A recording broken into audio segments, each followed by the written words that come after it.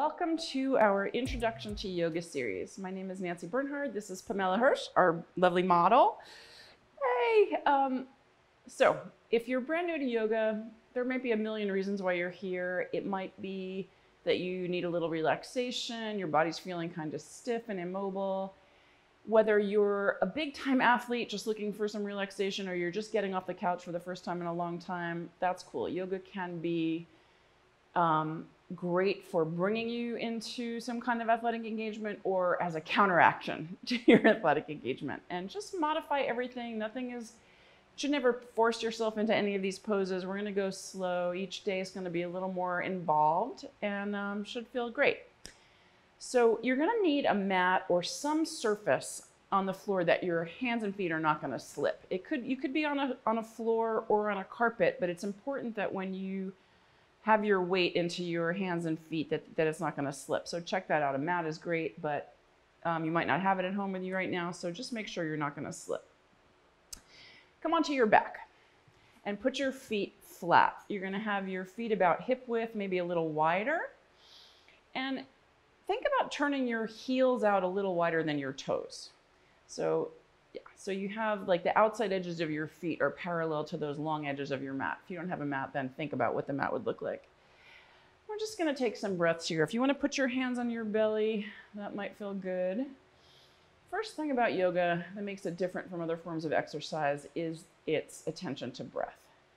So let your belly be soft, and on your inhale, it's gonna rise. You're gonna expand all the way around your body, 360 degrees, and then contract again on the exhale. The main muscle of your breath is your diaphragm. It's a membrane that goes in between your ribs and your abdomen. So the reason your abdomen rises on inhale is the diaphragm comes down like a parachute or a jellyfish kind of coming down. It pushes all your organs out of the way, all the way down to your pelvic floor. And then on exhale, you let it go, it nests back up into your ribs. So see if you can feel that. Most people aren't aware of their diaphragm too much. Maybe when you get hiccups, it's a spasm of the diaphragm. It attaches around the back as well as the front, and very important muscle in your body. So if your belly is soft, that's a sign of relaxation. Once we start moving and exerting a little bit, you're gonna need your belly to be engaged, right? It protects your spine. So just a couple more breaths here. Feel the inhalation expand you in your belly and in your rib cage all the way up to your collarbones, and then you compress again on the exhale. One more thing about the breath, inhales are energizing, exhales are relaxing. You might have noticed that your heart rate speeds up on your inhales and slows down on your exhales. So if you need to get yourself off the couch, emphasize your inhales and your breath. If you're feeling kind of anxious and everything's a little bit too much, you're going to emphasize your exhales. And you can also take a pause after that part of the breath. So if you're anxious, exhale and pause. If you need a little more energy, inhale and pause. Breath is medicinal in that way. All right. So with your feet, Pamela has her feet nice and wide. You're going to leave the feet where they are and just gently drop your knees off to one side. You're gonna roll up onto the edges of the feet. You don't have to get them all the way to the floor. Then on your inhale, bring them back to center and exhale over to the other side. Inhale to center and exhale, drop. We're starting to mobilize into the hip joints a little bit. You can keep that going.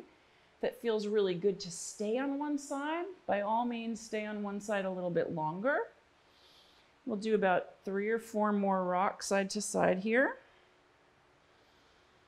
And notice that we're moving on breath. 1 breath to each movement, either an inhale or an exhale.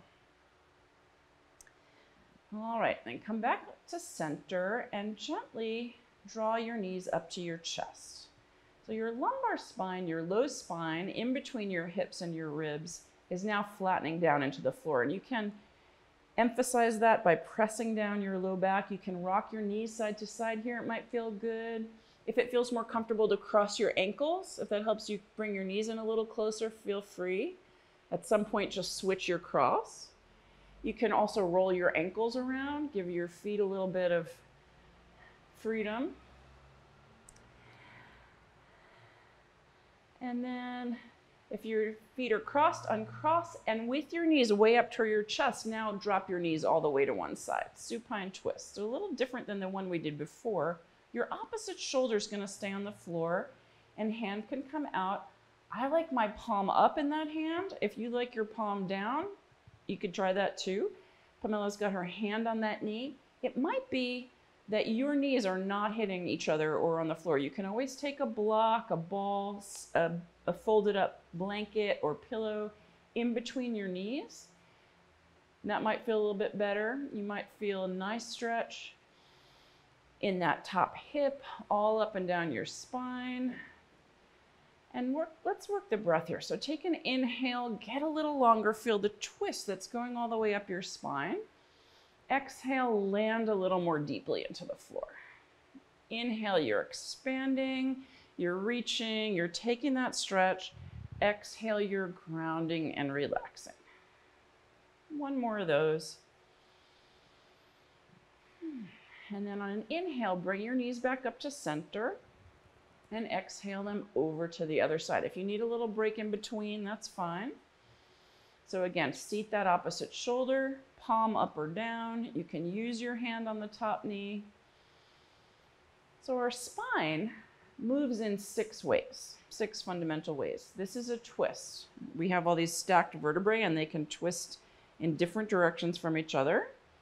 We can also come forward and back and side to side. So we're going to work all of those today as we explore movement and breath together.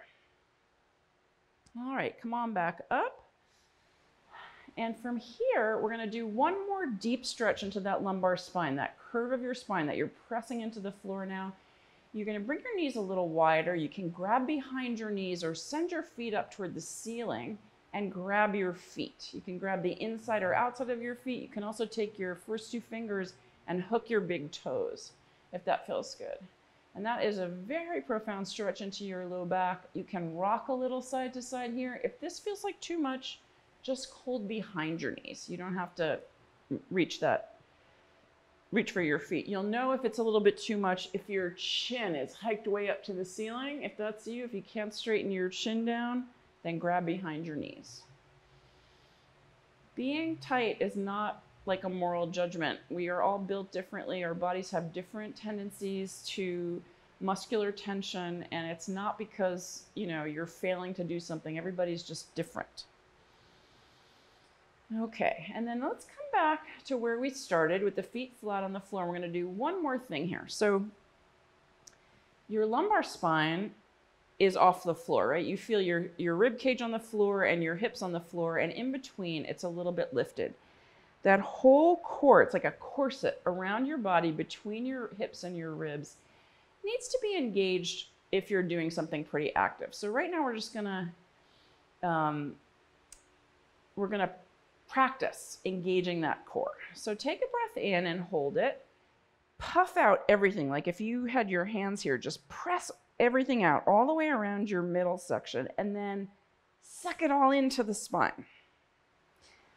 You have a deep muscle called your transverse abdominis. Now exhale and take a couple more breaths. So we'll do that one more time. So it's like your corset, your own corset. Inhale, puff everything out, suck it all in, and then exhale. Take a couple more breaths. So the reason we need to do that, having strong abs, is not just about the 6-pack, it's about the whole thing around your body that's stabilizing your lumbar spine, right? There's no skeleton at that point in your body. It's just your spine holding you up. That's why we tend to get low back pain. All right, we're gonna do one more thing here with the breath. Your diaphragm, which we were talking about earlier, it connects all on those lowest ribs. We're gonna stretch your diaphragm.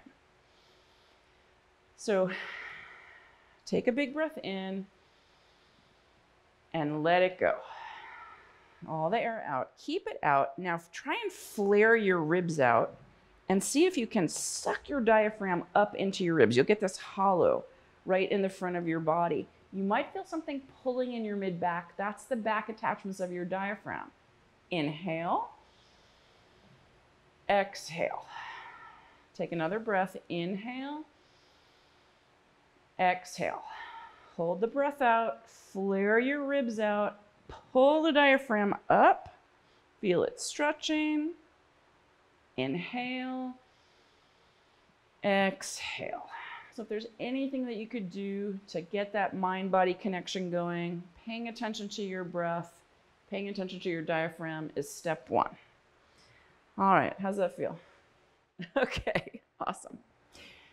Come on up to seated. You can roll off to one side and come on, not to seated, we're gonna come to all fours. We call this tabletop in yoga world. Your hands, your wrists are right under your shoulders and your knees are right under your hips. And we're gonna just start to bend and flex the spine. So on an inhale, lift your tailbone and lift your chin and drop your belly. This is called cow. Picture a full udder. Exhale, reverse that curve. The back of your heart lifts up and your tailbone and your head come down. Inhale to cow. Exhale to angry cat. So this is cat and cow. Now you start this motion if you can in your tailbone. Just keep it going on breath. Inhale, you're extending your spine. Exhale, you're flexing your spine. Now, if this is too much on your wrist, you can always walk your weight a little further back to your knees. Sometimes we're not used to loading a lot of weight into the wrists. We'll do a couple more of those. And notice the inhale, you open the front side of the body. You exhale, open the back side of the body.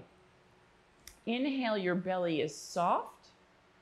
Exhale, as you push into the floor, your belly engages. Couple more of these.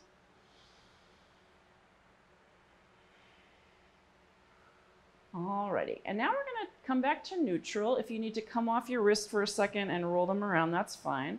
We're gonna take some lateral stretches into the spine.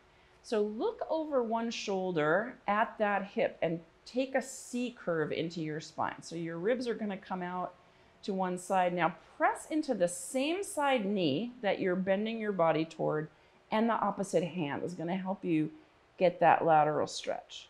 And then slowly come through center on your inhale. Exhale over to the other side. That same side knee, opposite side hand is gonna help you mobilize there. And then take that through a few more times. So we're warming up the spine, we're warming up the shoulders, mobilizing all those tissues that tend to get stuck to each other. And then one more.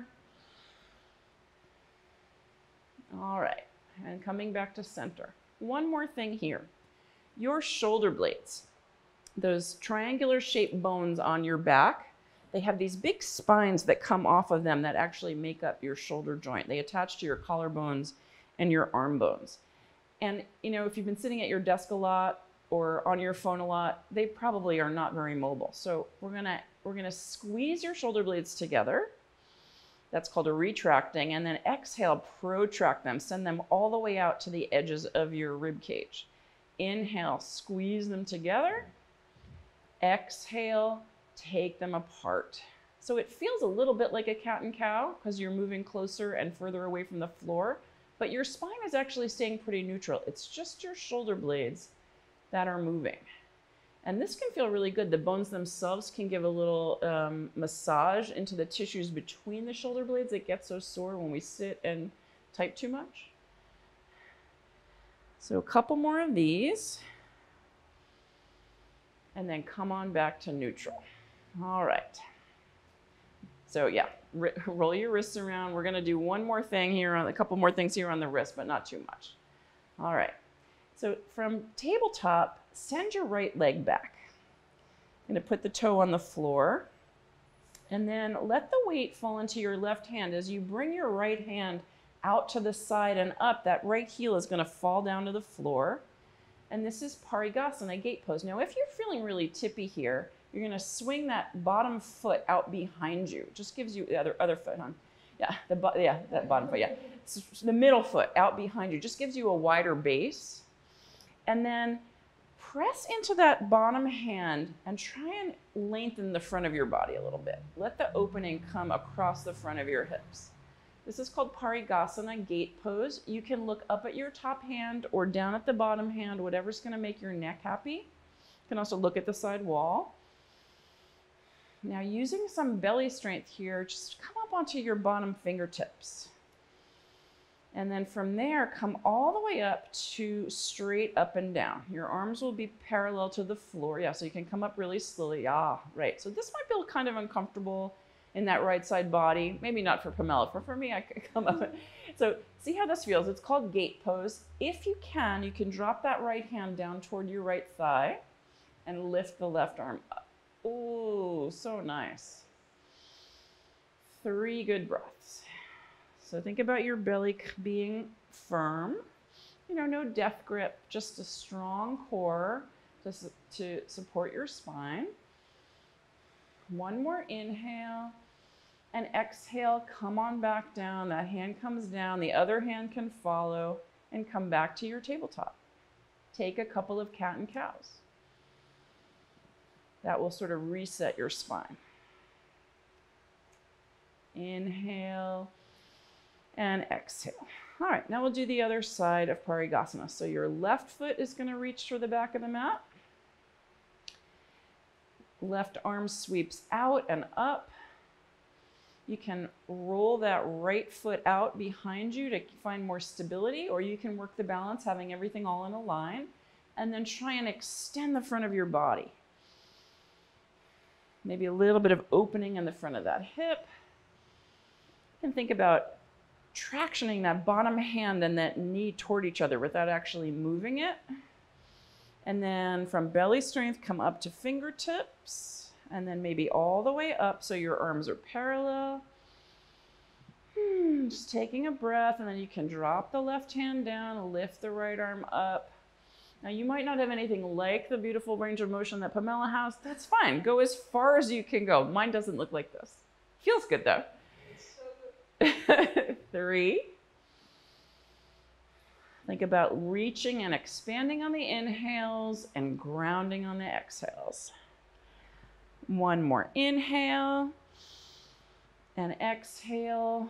The right hand comes down, left hand follows.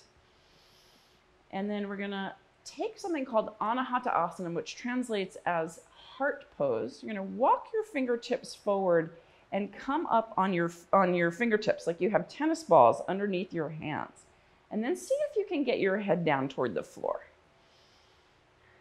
It's a pretty profound stretch in your upper back and your armpits. If your head doesn't get all the way to the floor, that's fine. You can always put a block there or have your head in the air. You can also put your palms down if there's too much drama happening in your shoulders.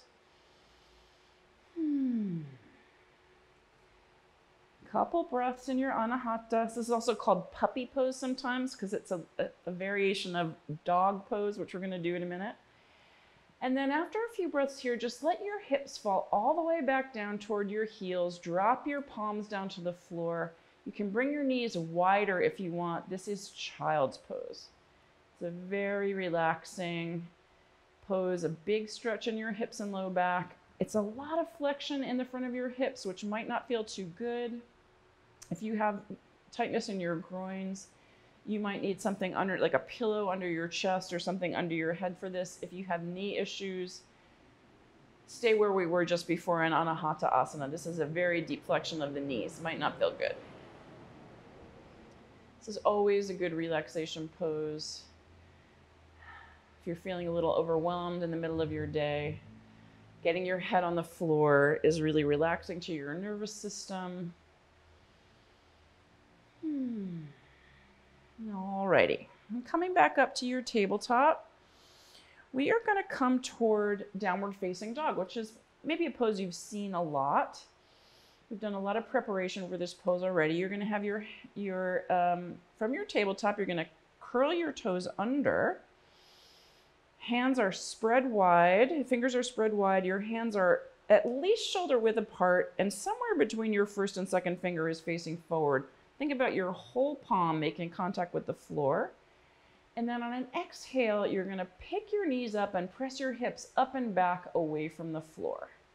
So this is an inverted V. It's not a push-up position. You want your arms extended over your head. Your knees can be as bent as you like. So we'll take 3 breaths here. In a moment, if this is not working in your body, in a moment I'm going to give a modification. 2. And then when you're ready, knees come wide to the mat, child's pose like we just did. Downward facing dog. It's a big, beautiful stretch for your spine. It activates your shoulders and your hips. Maybe you feel it in your calves. If you haven't been doing a lot of weight bearing in your arms, it might feel like a lot. That's okay.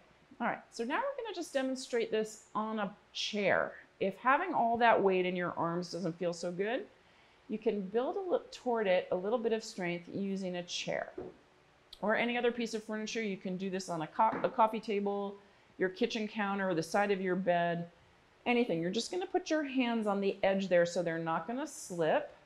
You could even grab the edges of the mat, and then the rest of the body looks just like downward facing dog. So you're deeply hinged at your hips. Your spine is nice and straight. You can push into the floor. See, Pamela just rearranged the chair on the wall, which is great because she's really pressing into her hands and getting so much extension in her back.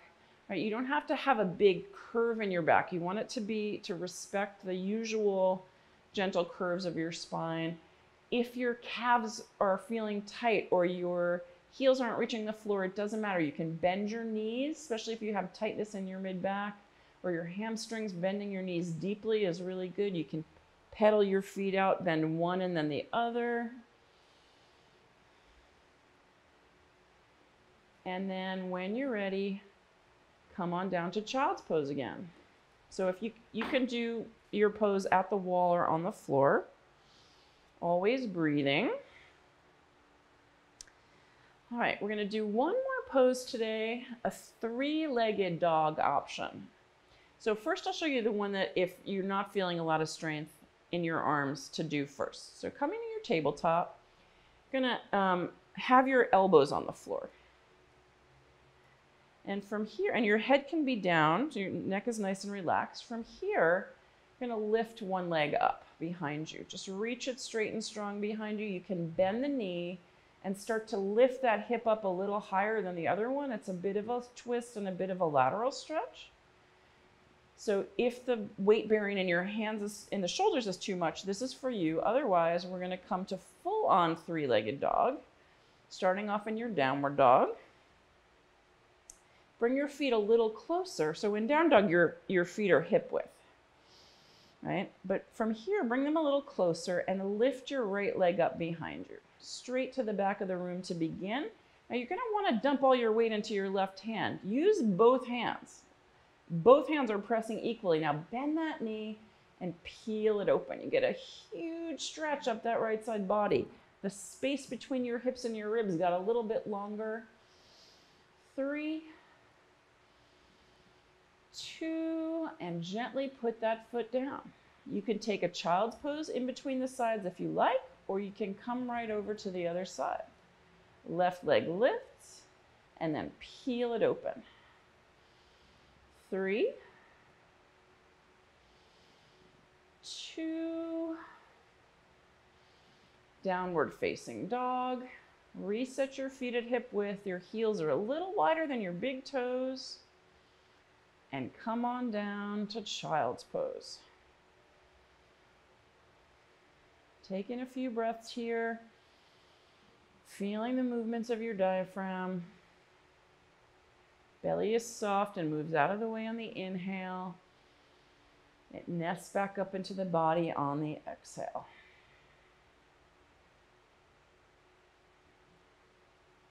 Stay here as long as you like, nice and relaxed, and we'll see you tomorrow.